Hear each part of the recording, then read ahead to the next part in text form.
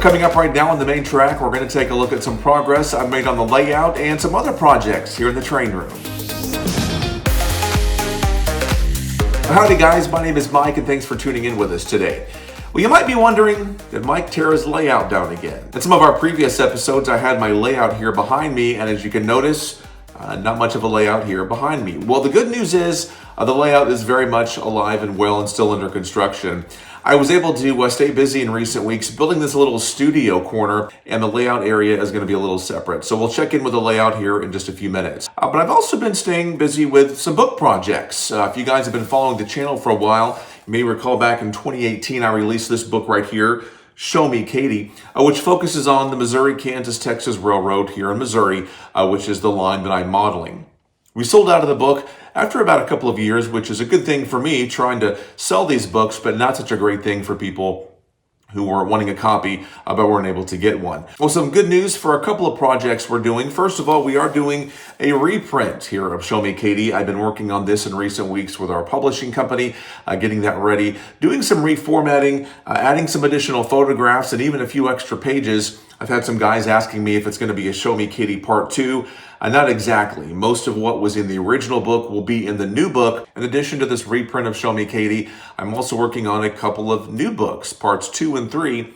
That second one covering Oklahoma and Kansas, and that third one Texas. So plenty to keep me busy. I'm hoping to have this reprint of Show Me Katie done in just a few weeks. Hoping to release that by the early winter of 2025. If you'd like to receive a notification whenever Show Me Katie is available for pre-sale and order, you can go to our website, themaintrack.com, click on the Sign Up for Updates tab on the top, and we'll get a message out to you right there. Well, before I get to my layout, I wanted to give a quick shout out to some of our friends over in Parsons, Kansas. A few weeks ago, they invited several of us out for some operating sessions on several different layouts. It was so great visiting with everybody and getting to see some really great layouts in both in-scale and HO scale. I love layout tours and being able to get ideas and inspiration from other people's artwork. And so I certainly walked away from a very fun day inspired by what I saw and bringing some of those ideas back to my own layout. Even though I've stayed pretty busy in recent weeks with the studio area and on 3 book projects, definitely have a lot of irons in the fire right now. I have been able to take some time to make some progress on my Missouri, Kansas, Texas, Sedalia subdivision layout. Here's what I've got done so far in recent weeks. We're going to start down here on the end of the layout where I modeled the town of Ladue, Missouri, which we've talked about several times in previous episodes. What you're going to notice here in my siding at Ladue is some unusual power heading up my Katy train. This is one of Rapido's Southern Pacific B36-7s. I really love this locomotive. In fact, it's not an MKT locomotive, but it's certainly one of my favorite locomotives in my roster. Now, this is not exactly unusual because there was a lot of Southern Pacific run-through power that would show up on certain Katy trains over the years. You'd also find GE units that would come from Union Pacific and Missouri Pacific and also Burlington Northern. Katy itself got rid of its GE units back in the early 1980s and went to all EMD locomotives. But you would still find GE units in the way of this run-through power. So that's what the Southern Pacific unit right here is representing. One thing I focused on in recent weeks is some acquisition of some new rolling stock. You'll notice all this piggyback traffic I have right here. And during the era that I'm modeling, 1980s, a pretty good percentage of the traffic on the Katy route that I'm modeling was piggyback. And as you can see, that's represented here. I didn't really have a whole lot of intermodal trailer on flat car rolling stock before, but I decided I needed to focus on that because that was a main part of what you would see in the trains going through here. And as you can see here, I have some trailers. All of these are by Athearn. I have Rock Island, Southern Pacific, Missouri Pacific.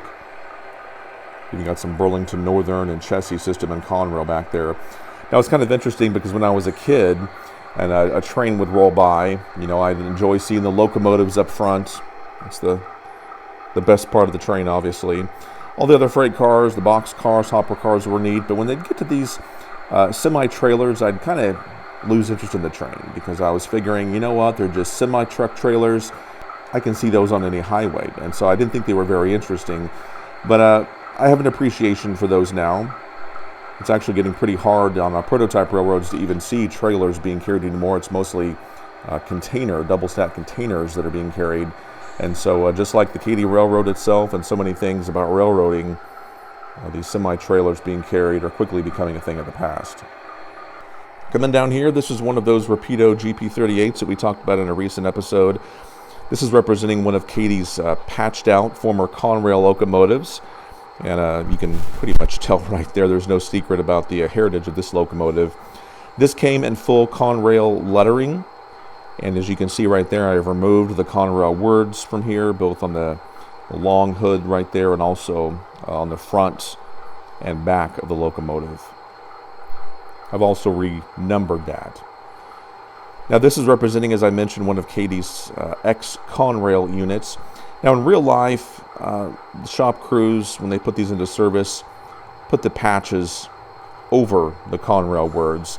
Now when I did that on this unit, really crisp lettering on these Rapido units, but there was a little bit of raised texture to that, and so they were kind of showing through. You could definitely see the complete outline of those Conrail words. So I went ahead and removed the Conrail lettering, and I will be putting the patches over there. It'll kind of be our secret that the words Conrail are not actually underneath those patches, but it will end up looking pretty good, I think. I have some other additional details I'll need to put on this. For instance, one of the strobe, the flashing beacons on top. But other than that, these Rapido units are just fantastic. I've really loved having these. I've got two of the Conrail ones right here. Both of those will eventually be patched out here for the Katy. Coming now to my Highway T grade crossing. You might have noticed in previous episodes I'd been using those We Honest signals. I decided to try out a new product. These are by Tomar. I'm not sure how you pronounce that, but these signals are very detailed, and I don't have them wired up yet. I do have the sensors in, the circuit board and all that, but I've not hooked them up just yet to see those flashing. They are much more detailed than the We Honest signals. I really like these, but they're a little too big. When I had those We Honest signals, I had some of the viewers commenting that the We Honest ones were too big.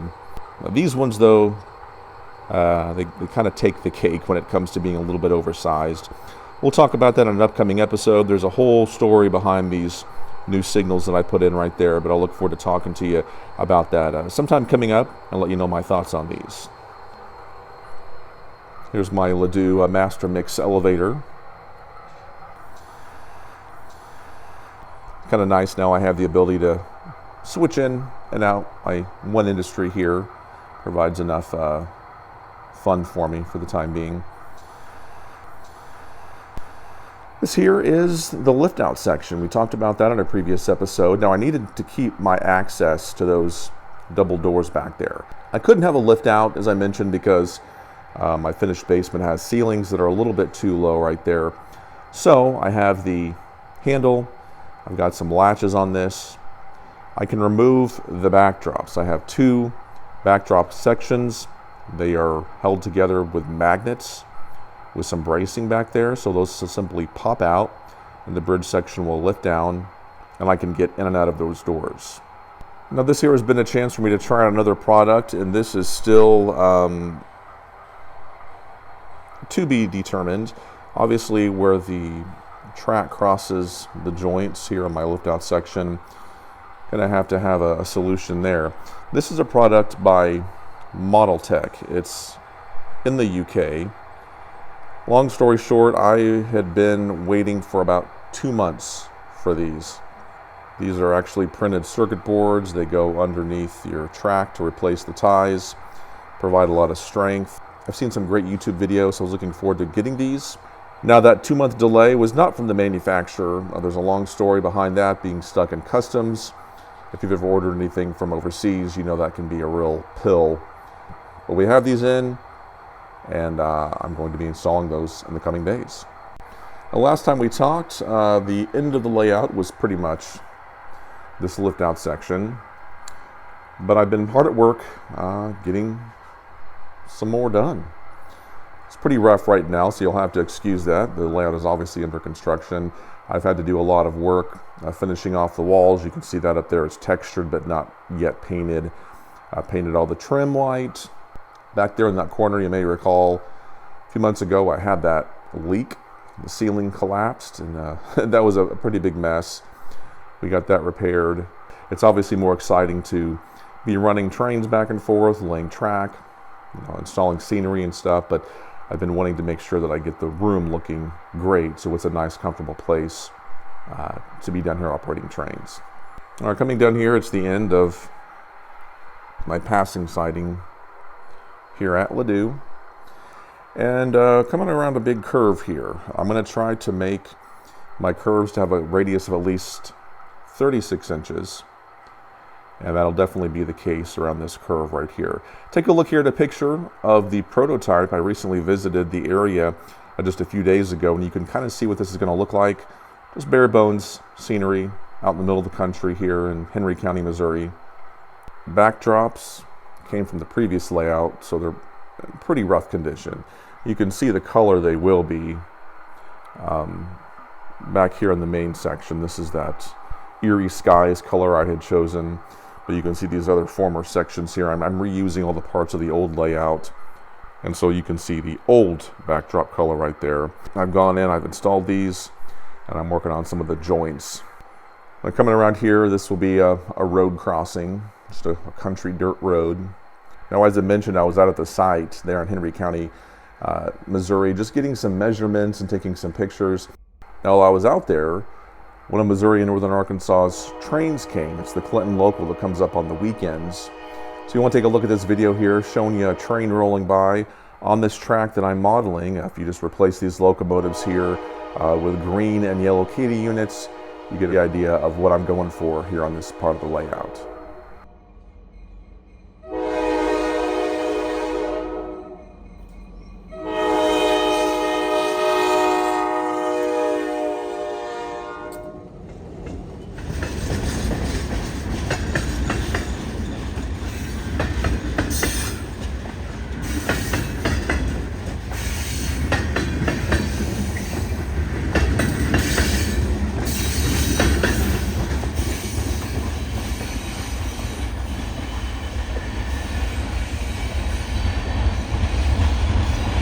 Now back here on the layout, you can see the height of my backdrop is quite a bit lower than it was on the previous part that you noticed back there in Ladue.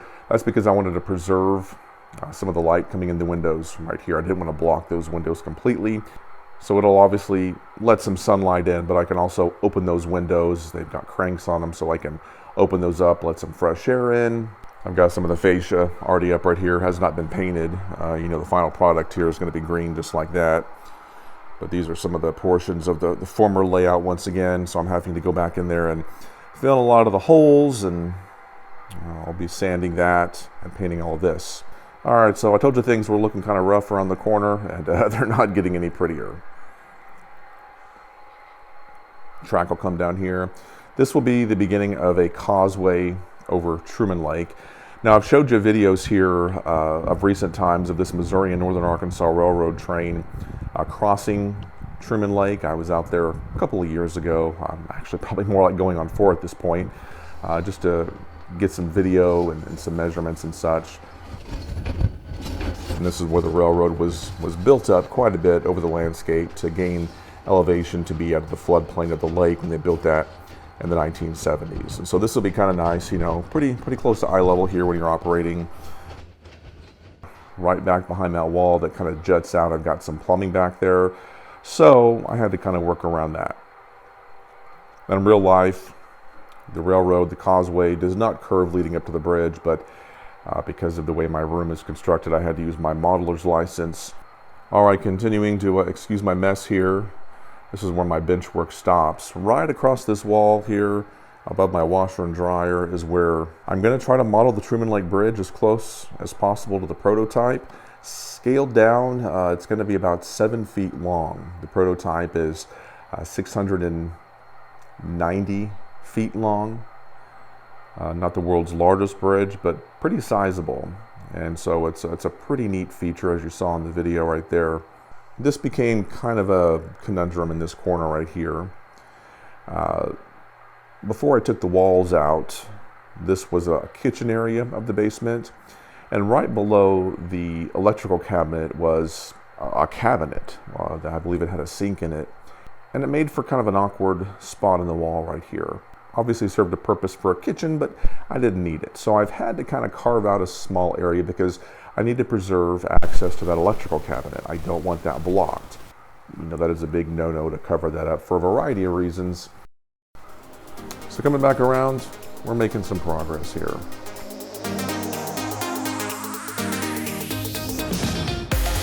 And so once again, if you'd like to be notified when the reprint of Show Me Katie is available for pre-order and full sale, you can go to our website, themaintrack.com, and click on that Sign Up for Updates tab. And if you'd like to know when we have the books ready for Kansas and Oklahoma and Texas, it'll be a little bit, but you can use that same form right there on our website, and we'll be sure to send you a message to let you know when all these book projects are rolling out.